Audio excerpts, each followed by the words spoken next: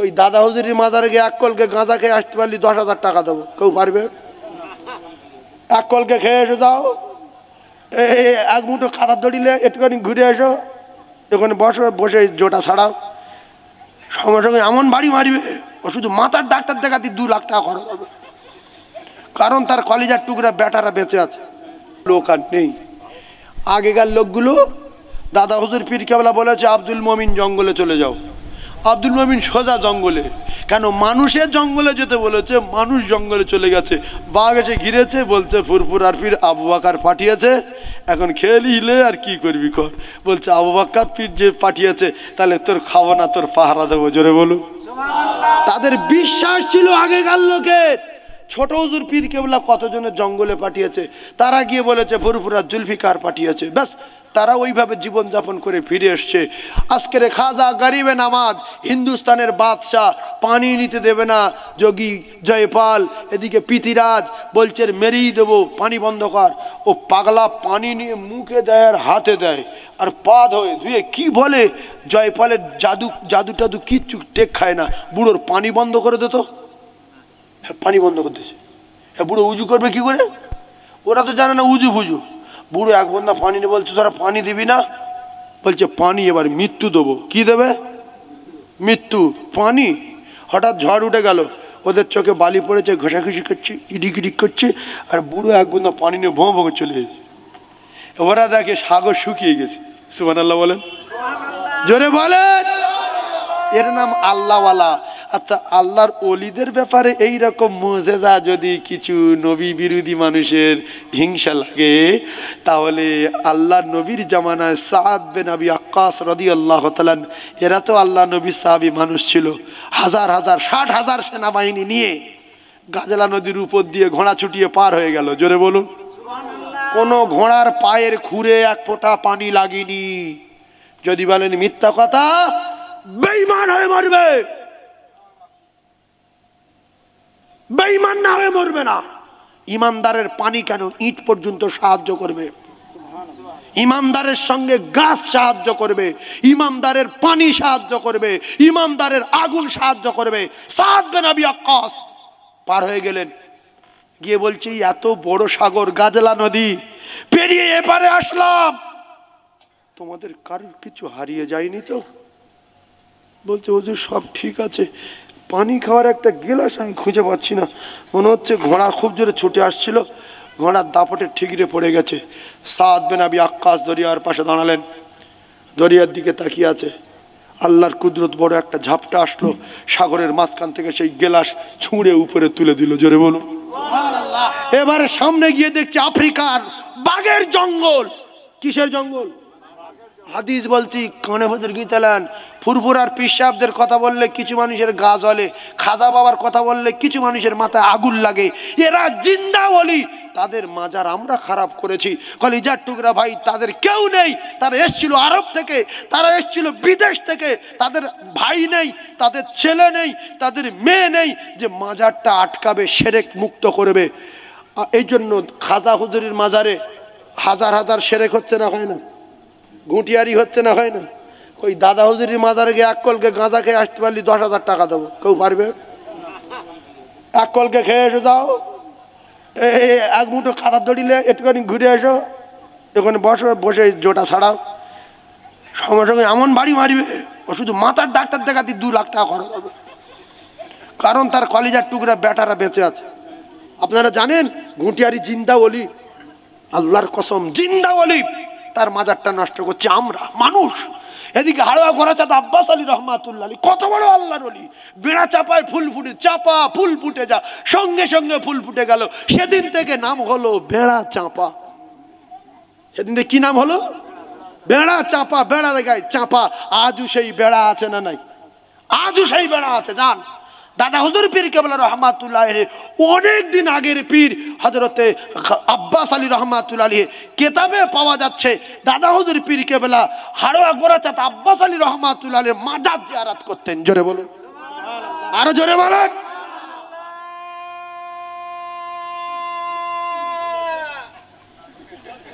নারায়ে তাকবীর।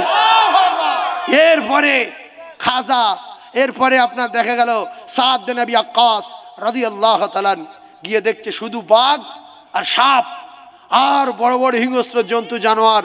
ও ভাই, আমরা জানি বাঘে মানুষ খায়, বাঘ দেখছে রে কারা? এত লোক। সাদ বিন আবি ওয়াক্কাস বললেন, আমরা বিশ্ব নবীর সৈনিক, আকায়ে নামদার তাজদার মনিরার তাজদার মদিনার সৈনিক। আমরা আজকে এখানে এসেছি গাজলা নদী পাড়ি দিয়ে, আমরা এখানে কয়েকটা দিন থাকবো, তোমরা আমাদের একটু জায়গা করে দাও। আল্লাহর কসম, বাঘের বাচ্চা বাঘ গালে, সাপের বাচ্চা সাপ গালে, সিংহর বাচ্চা সিংহ গালে, যে যা ডিম ডাম নিয়ে গুড়িয়ে জঙ্গল ফাঁকা করে দিল। মানুষ থাকবে, কারণ মানুষ যতদিন আল্লাহ দুনিয়ায় থাকবে, আল্লাহ আসমান জমিন ততদিন রাখবে। যেদিন মানুষ দুনিয়ায় থাকবে না, ইজা সামাউন ফাতারাত, আল্লাহ পাক আল্লাহ আসমান রাখবে না, জমিনে ফেলে দেবে। খাজা বাবা এরকম করেছিল, আর তোমার বাবার কি হয়েছে? হ্যাঁ, একটা মুসলমান ছিল হিন্দুস্তানে, খাজা গরিবে নওয়াজ। ঝাঁকে ঝাঁকে লাখে লাখে মানুষ ইমানের কলমা পড়ে মুসলমান হয়েছে। তার মাজারে শিরক করছে, তিনি বলে যাননি আমরা গিয়ে করি। আজও ফুরফুরা শরীফের মতাদর্শের লোকগুলো, তবলিগ জামাতের লোকগুলো যারা আজমির শরীফে যায়, এরা জীবনে মাথা নত করেনি। আমি নিজে চোখে দেখেছি। এদের কাজ ঝাঁটা মারতে দেয়নি, ওই যে উলুদ ঝাঁটা, এরা মাথায় মারে, বলে হাঁটা। হ্যাঁ হ্যাঁ, জানে বাঙালি, আমরা বলি হ্যাঁ চল ফুরফুরা, হ্যাঁ ফুরফুরা, জানে এরা ঘুষি মারবে। আমরা জীবনে মাথা নত করি না, আমরা ভণ্ড পীরের মানি না।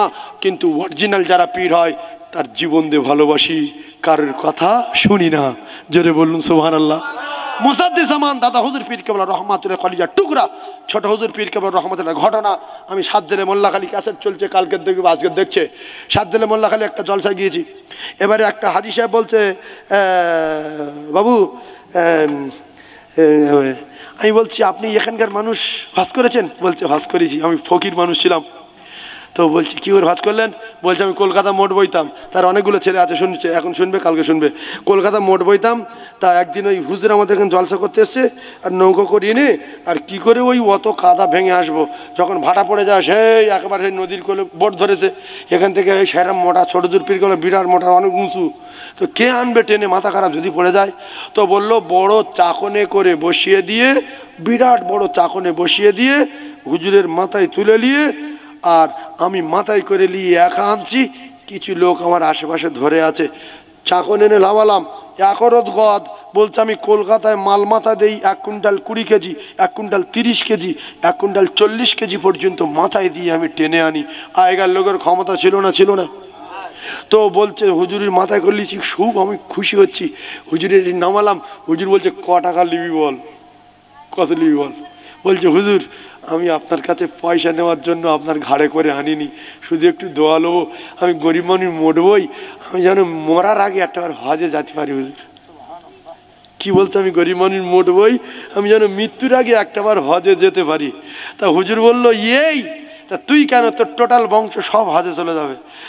তা বললো আয়েশা বললো আমি তো হজ করেছি, আমার গিন্নি হজ করেছে, সবাই হজ করেছে, আমার ছেলে বললো সবাই হাজি।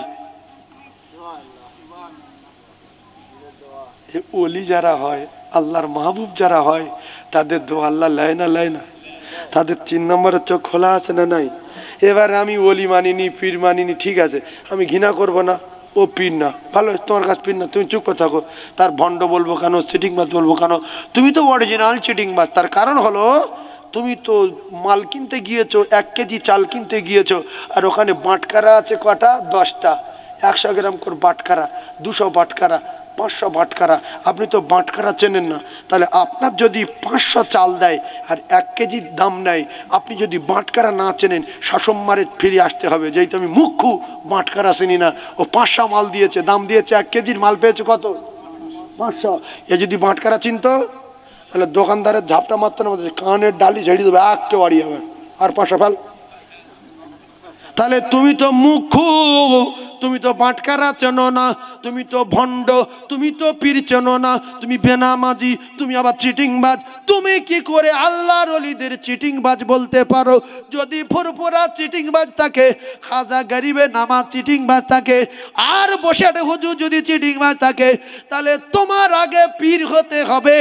এরা অরিজিনাল পীর কিনা, ফুরফুরা পীর আছে কিনা, মসজিদে ইমানদার আছে কিনা, তবে তো তোমার মতো পীর চিনতে পারবে।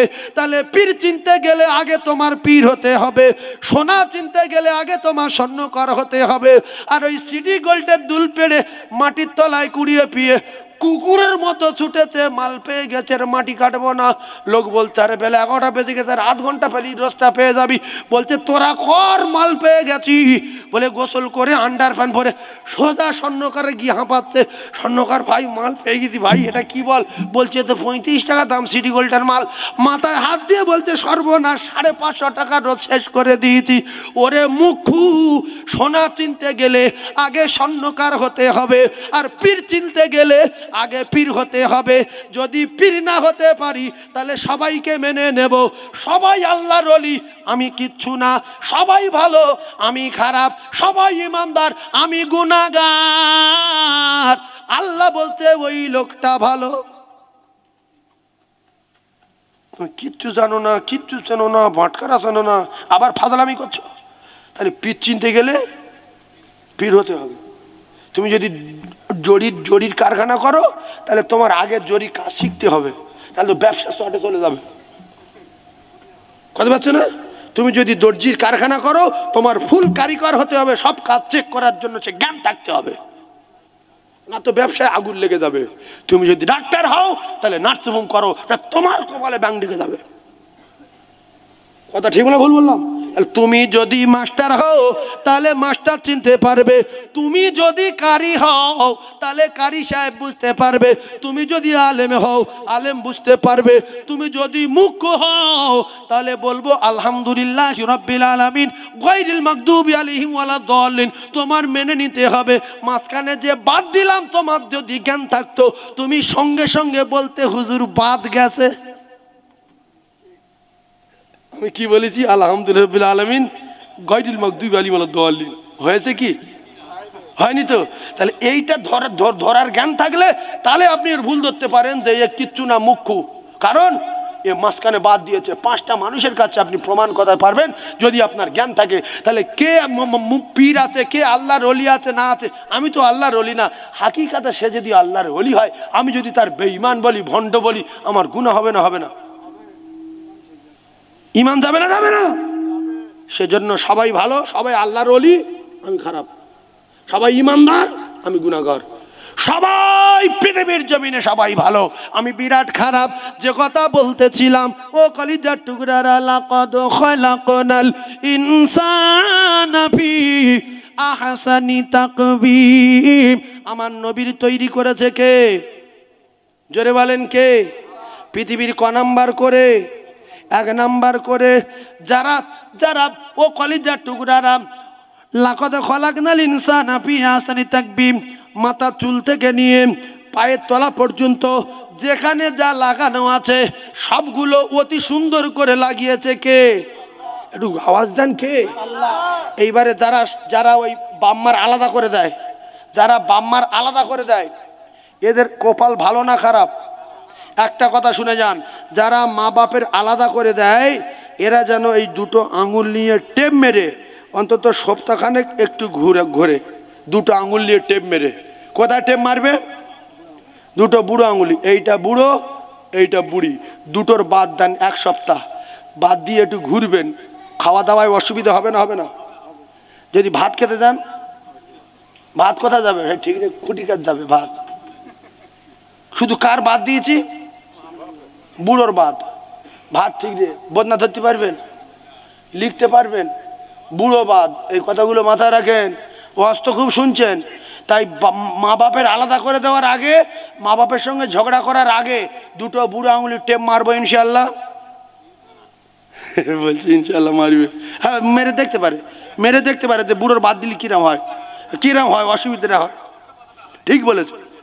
তাহলে বুড়ো বুড়ির আলাদা করে দেওয়ার আগে দুটো আঙুলের টেপ মারবো ইনশাল্লাহ। ভাই ফের বলেছে ইনশাআল্লাহ মারবে।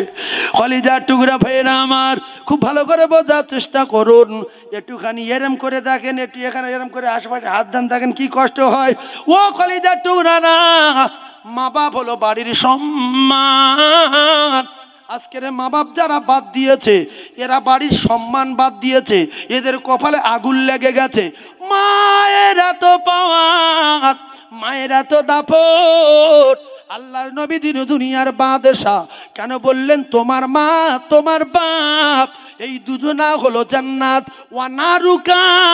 বেটারে তুই ধ্বংস হয়ে যাবি যদি কোনোদিন এদের সঙ্গে অসৎ আচরণ করিস। ইন্নাল জান্নাতা তাহাতা রিজলাইহা, আমি রাসূলুল্লাহ কথা দিলাম জান্নাত রয়েছে তোমার গর্ভধারিণীর কদমের তলায়। জোরে বলুন, আরো জোরে বলুন, চিল্লে বলেন নারায়ে তাকবীর। তাহলে বুড়ো বুড়ি বাড়ির কি বললাম? সম্মান। বাড়ির কি সম্মান? সম্মান কি বুঝেছেন? শিখেলেন, ক্লিয়ার করে দিচ্ছি। আমরা ক্লিয়ার করে না বললে আপনারা বুঝতে পারবেন না। সম্মান মানে আপনি কলকাতায় কাজ করেন, আপনার বাপ বুড়ো আর মা বুড়ি দুজনা বসে আছে বাড়িতে, কেউ বারান্দায় থাকে কেউ তক্তা বসে থাকে। হঠাৎ আপনার ছেলের দোস্ত আসছে, এসে বলছে কই ভাবি, বহুদিন পরে। আল্লাহ, বুড়ো বলছে হিরে এদিকে ওদিকে যাচ্ছি কেন? এসে কি তোর নাম কি? অমুক। আপনার ছেলের দোস্ত, দোস্ত দেখেন বাস ওদিকে যাচ্ছে কেন? বৌমা রয়েছে এদিকে, খাবার খাবার বাস তাই ঢুকতে দেবে? বুড়ি বলবে এদিকে ঢুকতে দেবে? আর যদি বুড়ো বুড়ি না থাকে, কই ভাবি, আল্লাহ কতদিন দেখিনি। ভাই বললো দুতলায় চলো, দুতলায় চলো, আমি নাস্তা করে নিয়ে যাচ্ছি, তোমার ভাই সামনের সপ্তাহে আসবে। ভাই কবে আসবে? এই ডিম সিদ্ধ করছে, দেশি মুরগির ডিম, বাড়িতে 8-10টা মুরগি ছিল না, হঠাৎ একা কোথায় যাবে? দেশি মুরগির ডিম সিদ্ধ করছে, ও দুতলায় তুলে দিয়েছে যে দেশি মুরগির ডিম সিদ্ধ করছে, চলো আমি যাচ্ছি। সম্মান বাড়বে না কমবে? কলিজার টুকরা ভাইয়েরা আমার, এজন্য জীবনে মায়ের আলাদা করবেন না, বাপের আলাদা করবেন না। যার মা নাই দুনিয়ায়, মা হারা কত জ্বালা, আব্বা হারা কত জ্বালা, সে ছাড়া কেউ জানে না। ও জ্ঞানী ভাইয়েরা, এজন্য রাসূলুল্লাহ বললেন জান্নাত তোমার মা, গর্ভধারিণী মা। 10 মাস 10 দিন গর্ভে রেখেছিলে ধরে, অনেক কষ্ট পেয়েও ভুবনে পাঠালে, সেই মায়েরা চলে শীতল ছায়াতে পালি তো হলাম খোদারি করুণা। মাগো তুমি আমার জান, কোনো দিন ভুলো না। হারালে মা কোথায়, হারালে মা কোথায়, খুঁজে কেন পাই না। মাগো তুমি আমার জান, কোনো দিন ভুলো না। পৃথিবীর সবচেয়ে বড় পীর হলো মা বাপ। শ্বশুরের লুঙ্গি কিনে দেবেন 90 টাকার, শাশুড়ি শাড়ি কিনে দেবেন 85 টাকার, বাপের লুঙ্গি দেবেন 2500 টাকার, মায়ের শাড়ি দেবেন 3500 টাকার। শ্বশুর শাশুড়ি রেগে যাবে না? যাবে না? কথা বলেন, শিখেলেন। এইবারে শাশুড়ি ওই শাড়ি দেখে বলছে আল্লাহ আমার জামার মাথায় বাজ ফেলো, আমার জামার সংসার ধ্বংস করে দাও, মেয়ে অন্য জায়গায় বিয়ে দেবো, ওই মানুষের বাচ্চা না। আমার দিয়েছে 85 টাকার শাড়ি, ওর মায়ের দিয়েছে 1.5 লাখ টাকার শাড়ি, আমার স্বামী দিয়েছে 90 টাকার লুঙ্গি, ওর বাপে দিয়েছে 3500 টাকার লুঙ্গি। এবারে ছেলের মা বলছে বুড়ি তুই কাবায় গিয়ে বদদোয়া কর, কাবায় যা, কে বেঁচে আছে দেখে আর কাবায় যা, কাবায় যা। তো 14 পুরুষ যদি বদদোয়া করে আমি বেঁচে আছি মা, শুধু একটাবার দেখে যা।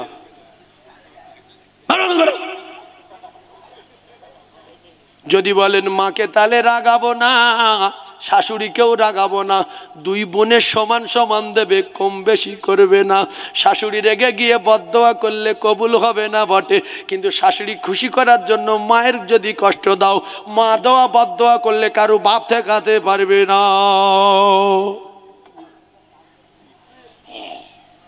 কথা বুঝতে পারেননি? মা বদদোয়া করলে কেউ ঠেকাতে পারবে? ভাইরা আমার, কথা মাথায় রাখেন।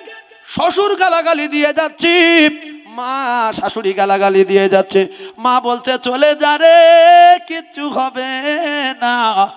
এজন্য বাচ্চা যখন বিদেশে যায়, মা বলে বাপ চলে যা, বাঘ সামনে পড়লে তো দেখতে পাবে না, কেউ তোরে ক্ষতি করতে পারবে না, আমার দোয়া তোর পিছনে পিছনে চলছে। মা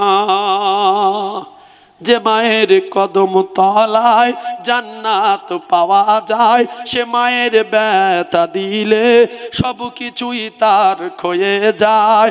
সেই মায়ের স্নেহের ভালোবাসার হয় না তুলনা, আর কোনো দিন হবে না। মাগো তুমি আমার জান, কোনো দিন ভুলো না। হারালে মা কোথায়, হারালে মা কোথায়, খুঁজে কেন পাই না। মাগো তুমি আমার জান, কোনো দিন ভুলো না।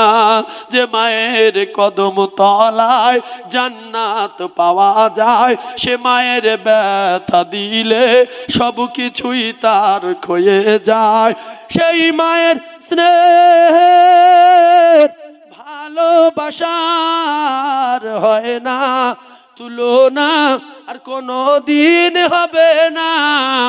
মাগো তুমি আমার জান, কোনো দিন ভুলো না। 24 ঘন্টার ভিতরে বাচ্চার বোবা করে দিতে পারে মা, 24 ঘন্টার ভিতরে বাচ্চার মৃত্যু দিতে পারে মা। আল্লাহর নবী বলেছে, পীরের আগে, আল্লাহর ওলির আগে মায়ের দোয়া কবুল হবে আল্লাহর আরশে আজিমে। জোরে বলুন। এইবারে যদি মুখ ছেলে বলে যে আমার মা বহুত বলেছে, আমার মাথা বাস পড়বে, অকাল মৃত্যু হবে, হাতটা গুঁড়ো হয়ে যাবে, আমি তো মায়ের 3-4 বার ধাক্কা মেরে ফেলে দিয়েছি, সেবারে ঘুষি বেরিয়েছিলাম, কই আমার কিছু হয়নি। তা আসলে আল্লাহু আলিমুম বিজাতি সুদূর। মা যখন বলে আল্লাহ আমার ছেলের হাত ফেলে দাও, আল্লাহ আমার মেরেছে, আল্লাহ ওর যেন বোবা হয়ে যায়, আল্লাহ ও মুখ দিয়ে আমার গালাগালি করেছে, আল্লাহ। ফেরেশতারা বলছে আল্লাহ লিখে নি, লিখে নি। আল্লাহ বলে না, মায়ের কলিজার মেশিনটা আমি বসিয়ে দিয়েছি, কিছুক্ষণ পরে আবার উল্টো আমার কাছে দোয়া করবে। দুপুর বেলা মা বদদোয়া করলো, ছেলে চলে গেল বাইরে গোসল করে, মা বিকালে মন নরম হয়ে গেছে, মা কেঁদে বলে আল্লাহ আমি ওর পেটে ধরা মা, বহুদিন থেকে ওর মাথার একটু গরম মতো, ও মাঝে মাঝে আমার উপরে রেগে যায়, আল্লাহ আমি যে ভুল করে বদদোয়া করেছি আল্লাহ কবুল করবেন না, আল্লাহ আমি ওর ক্ষমা দিলাম, ক্ষমা দিলাম, ওর জন্য কোনো ক্ষতি না হয়। মোবাইল উঠে কালকের, মোবাইল উঠেছে কালকে রে, ও কলিজার টুকরা মায়েরা, বাচ্চা শাম, সিরিয়া, জাপান, জার্মানে যদি বিপদে পড়ে যায়, সবার আগে আমার আল্লাহ মায়ের কলিজায় খবর দিয়ে দেয়।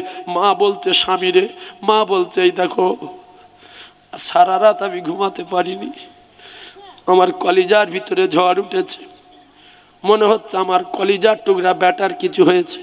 পরে খবর পেল বাচ্চা 4 তলার উপর থেকে পড়ে মারা গেছে। ও ভাইরা বাবাদেরা, কলিজার টুকরারা, মা কারে বলে দেখেন, বাপ যখন বেটার লাঠি দিয়ে দুগা মেরেছে, বাবারে বাবারে বলে পিঠে চাল ধরে দৌড় মেরেছে, মা এদিকে কাঁদে, মারগুলো যেন মায়ের কলিজার উপরে পড়েছে। বাচ্চা দুপুরে বাড়ি আসেনি, মা ভাত খায়নি, বাচ্চা রাত হয়ে গেল বাড়ি আসেনি, মা খানা খায়নি, গভীর রাত হয়ে গেছে, ক্লাবের দরজা বন্ধ, বাজারের দোকান বন্ধ, বাচ্চা গুটি গুটি পায়, আব্বার দেখা দেব না বলে কদম তুলে তুলে আস্তে করে গিয়ে বলে মা।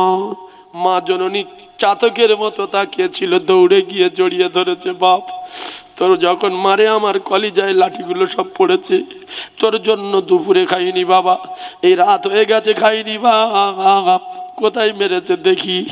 দেখে তেল দেয় আর কাঁদে, বাচ্চাকে তেল মালিশ করে খানা খাইয়ে দিয়ে, তবে মা জননী খানা খায়, গর্ভধারিণী মা বাচ্চা নাল পড়ছে, নেলো বাচ্চা, মুখ দিয়ে 24 ঘন্টা নাল পড়ে, ঠ্যাং বেঁকে গেছে। সবাই বাচ্চার খারাপ বলে, মুখের দিকে চাইলে থুতু ফেলে, মা থুতুই চুমো দেয়, আর মা থুতুই চুমো দেয়, চুমো দেয়, মা মুখ মুছিয়ে দেয়, থুতুই চুমো খায়। পাগলা ঘাড়ে পিঠে করে নিয়ে ঘরে, সবাই ঘৃণা করলে মা ঘৃণা করে না, গর্ভধারিণী মা। জোরে বলুন, আর জোরে বলুন সুবহানাল্লাহ। আল্লাহর নবী দিন দুনিয়ার বাদশাহ বিশ্ব নবী হাবিবুল্লাহর দুধমা বরকা পরে মদিনায় চলে গেলেন, আল্লাহ রসুলের সঙ্গে দেখা করবে। বিশ্ব নবী দাঁড়িয়ে গেলেন নিজের রুমাল বিছিয়ে দিয়ে, সাহাবায়ে কেরাম অবাক হয়ে গেলেন, কে মহিলা? রাসূলুল্লাহ উঠে দাঁড়ায় চাদর বিছিয়ে দিয়ে। নবীর তো মা বেঁচে নাই, আমার সোনার নবী তো আব্বা নাই, আমার নবীর দাদু দাদি কেউ নাই, কে? কথাবার্তা বলে চলে যাওয়ার পরে রসুল বললেন, যে এসেছিলেন আমার সঙ্গে দেখা করতে, আমি যার কোলে কাকে চড়ে বড় হয়েছি, আমি যার স্তনপান করে বড় হয়েছি, আমি আমার মায়ের স্নেহ মমতা তেমন পাইনি। ইনি এসেছিলেন আমার দুধু মা হযরতে মা হালিমাতুস সাদিয়া। রসুলকে বলছে, বেটা তোর অনেক দিন দেখিনি, আমার বুকের ভিতরে আগুন জ্বলে বাপ, তাই তোর সঙ্গে একটু দেখা করতে এলাম। জোরে বলুন, আর জোরে বলুন সুবহানাল্লাহ। ও ভাইরা বাবাজিরা, আল্লাহ নবী দিন দুনিয়ার বাদশাহ বিশ্ব নবী হাবিবুল্লাহর হাদিস অনুযায়ী লক্ষ্য করুন, বাইজিদ বোস্তামি আল্লাহর ওলি হলো জনম দুঃখী মায়ের দোয়ায়। ও কলিজার টুকরারা, কোষাই মুসা নবীর সঙ্গে হাসর হবে গর্ভধারিণী মায়ের দোয়ায়। হযরতে নবী সুলাইমান আলাইহিসসালাতু ওয়াস সালামের জামানায় গর্ভধারিণী মাকে এক যুবক নিয়ে কাঁধে করে নিয়ে ঘুরতেন, পায়খানা নিজে হাতে পরিষ্কার করতেন, মা জননীর খানা মুখে তুলে তুলে খাওয়াতেন। মাকে বলে, মা তুমি হাঁটতে পারো না বলে, আমি তো হাঁটতে পারতাম না যখন আপনি আমার কোলে করে নিতেন, কোল কনকন করতো, তখন ঘাড়ে করে নিয়ে এখানে ওখানে হাঁটাতেন, হাওয়া খাওয়াতেন, রোদ খাওয়াতেন। আজকের আপনি হাঁটতে পারেন না, বিদ্যা হয়ে গেছেন, আমি আপনার ঘাড়ে করে করে নিয়ে ঘোরাবো। মা জননী এত খুশি, মা জননী খুশিতে বাগে বাগ হয়ে গিয়ে মা জননী আল্লাহর কাছে হাত তুলে কাঁদে বলে, আল্লাহ আমার বাচ্চার এমন একটা জায়গা জায়গা করে দেবেন, নির্জনে যেন আপনার ইবাদত করতে পারে। কিছুদিন পরে মা মারা গেল। নবী সুলাইমান আলাইহিসসালাতু ওয়াস সালাম তক্ত করে সাগর পাড়ি দিচ্ছিলেন, হঠাৎ করে দরিয়ার মাঝখানে ঝড় উঠে গেল। আল্লাহর নবী সুলাইমান বললেন, এখান থেকে ঝড় উঠে গেলে এত দ্রুত গতিতে, ও জিন জাতিরা নামো নামো নামো নামো নামো, দরিয়ার মাঝখানে কেন ঝড় উঠলো? দেখো, এরা গিয়ে দেখতে পায় একটা বিরাট বড় মণিমুক্তার গম্বুজ, ওর ভিতরে তো কিছু দেখা যাচ্ছে না। নবী সুলাইমান আলাইহিসসালাতু ওয়াস সালাম জিনদের বললেন, উপরে টেনে তোলো। জিনের উপরে টেনে তুলেছেন। নবী সুলাইমান বলছে, আল্লাহ এর ভিতরে কি আছে আমি দেখতে চাই।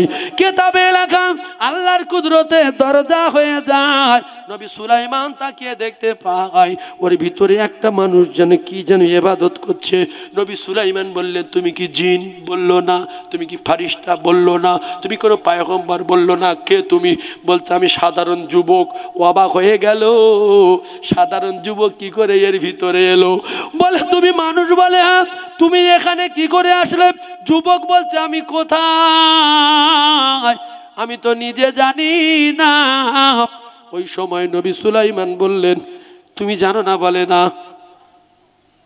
বলছে, তাহলে তুমি মানুষ? বলে, হ্যাঁ। তাহলে তুমি এখানে খাও কি? বলছে, আমার যখন ক্ষুধা লাগে এই দেয়ালের ভিতর থেকে একটা ডাল বার হয়, তাতে ফল লাগানো থাকে, আমি যখন ফল খাই ক্ষুধা তৃষ্ণা মিটে গিয়ে আমার কলিজা খানা ঠান্ডা হয়ে যায়। ভাইরা আমার বলল, কি ব্যাপার বলো? পিছনের কথা জানো? বলে, হ্যাঁ। বলছে, আমার গর্ভধারিণী মাকে আমি পায়খানা পরিষ্কার করে দিতাম, মাকে ঘাড়ে করে নিয়ে ঘুরতাম, মাকে আমি রান্না করে মাকে মুখে তুলে তুলে খাওয়াতাম। আমার মা শুধু দোয়া চাইতেন, আমার বাচ্চার নির্জনে ইবাদত করা জায়গা করে দেবে। ও আল্লাহর নবী সুলাইমান, আমার মা মারা যাওয়ার পরে আমি কোথা থেকে কোথায় গেলাম জানি না, তবে এখানে আল্লাহর ইবাদত করি আর এই গাছের ফল খাই। আল্লাহর নবী সুলাইমান বললেন, যুবক, এটা আসমান না, দুনিয়া না, এটা অতল সাগরের তলায়। তোমার মায়ের দোয়ায় আল্লাহ মণিমুক্তার গম্বুজের ভিতরে জান্নাতের খানা দিয়ে তোমার ইবাদতের ব্যবস্থা করে দিয়েছে।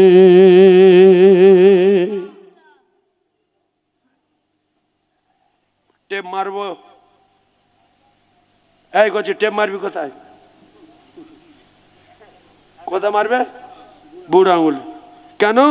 মা বাপের আলাদা করতে বলে যে স্ত্রী, ওর বলবি যে তুই এক কাজ কর, আমি ফেবিকুইক নিয়ে আসছি, দুদিন তোর বুড়ো আঙুলটা জুড়ে দিচ্ছি, একটু রান্না বাড়া কর, কষ্ট দে, শাড়ি টাড়ি পরিষ্কার কর, দুদিন। ও অবাক হয়ে যাবে যে বুড়ো আঙুল টেপ মারবো কেন? বল, বুড়োর বাদ দিলে কি হয় একটু শিখেলে, বুড়োর বাদ দিলে কি হয় দেখ, উপকার হচ্ছে না অপকার হচ্ছে। তখন বলবে তুমি তাড়াতাড়ি টেপ খুলে দাও, বুড়ো বাদ দিলে সব শেষ, বুড়ো বাদ দিলে সব শেষ, তাই বুড়োর বাদ দেব না। আয় এইবারে আমি তো দোয়া করবো, সবাই দাঁড়ান, সালাম পড়ে নেই। ইয়া নবী সালামুন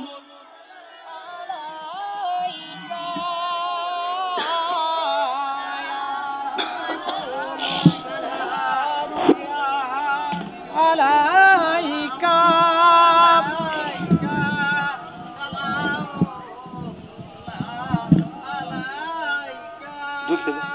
আসুন আসুন, যারা রাস্তা আছেন চলে আসেন, আসুন।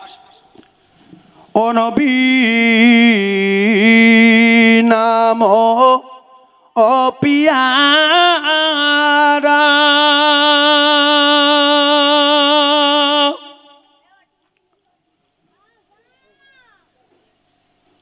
ইয়া রাসূল ও নামে পিয়ারা,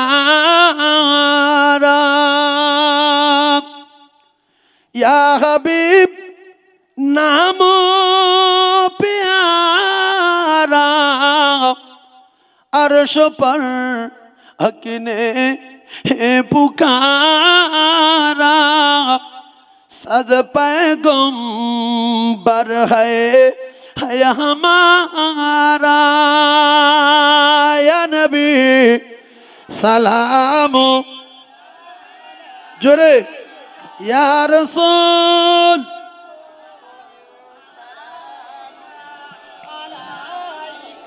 या हबीब सलामुन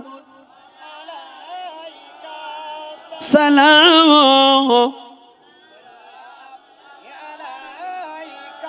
ओ नबी तुमी जे দ্বাদশ রবিউল আউয়াল, আব্দুল্লাহর জীর্ণ ও কুঠিরে আমিনা মায়ের উদরে, নবী ইয়া রাসূল সালামুন, ইয়া হাবিব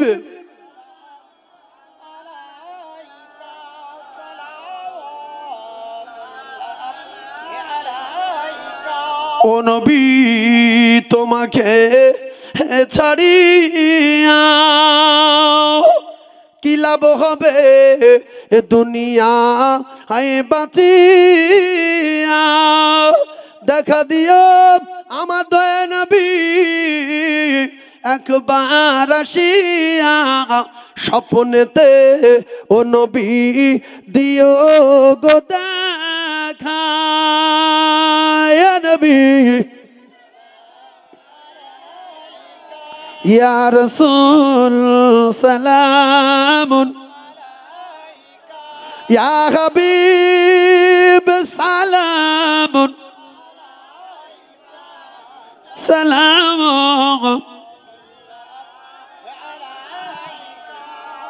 সবাই ওইভাবে জমে জমে বসেন, ওইভাবে জমে জমে বসেন, ওইভাবে সব বসেন আর জান ভরে বলেন বালাগাল উলা বিকামালিহি। বসো, দোয়া হবে, বসো, সারা রাতের ফসল, বসো। বালাগাল উলা বিকামালিহি। আসেন আসেন আসেন। এই ভাই ওই চেয়ার একটা তুলে বসো। কাশাবাদ্দুজা বিজামালিহি, জোরে জোরে বলেন কাশাবাদ্দুজা বিজামালিহি হাসনাতু জামিউ খিসালিহি সাল্লু আলাইহি ওয়া আলিহি। মুহাম্মদে বলেন আল্লাহুম্মা সাল্লি আলা সাইয়্যিদিনা মাওলানা মুহাম্মদ ওয়া আলা আলি সাইয়্যিদিনা